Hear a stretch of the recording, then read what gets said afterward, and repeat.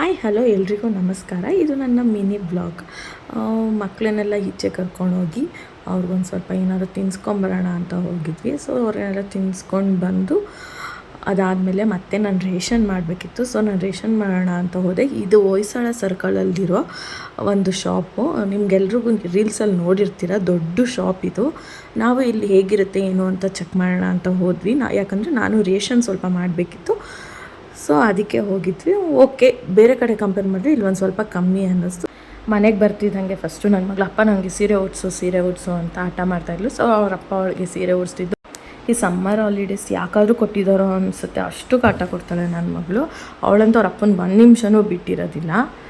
ಈ ಮಳೆಗೋಸ್ಕರ ತುಂಬ ಜನ ವೆಯ್ಟ್ ಮಾಡ್ತಿದ್ರು, ಹಾಗೆ ನಾನು ಕಾಯ್ತಿದ್ದೆ. ಯಾಕಂದರೆ ನನಗೆ ಸೆಕೆ ಮತ್ತು ಬಿಸಿಲು ಅಂದರೆ ಆಗೋದಿಲ್ಲ.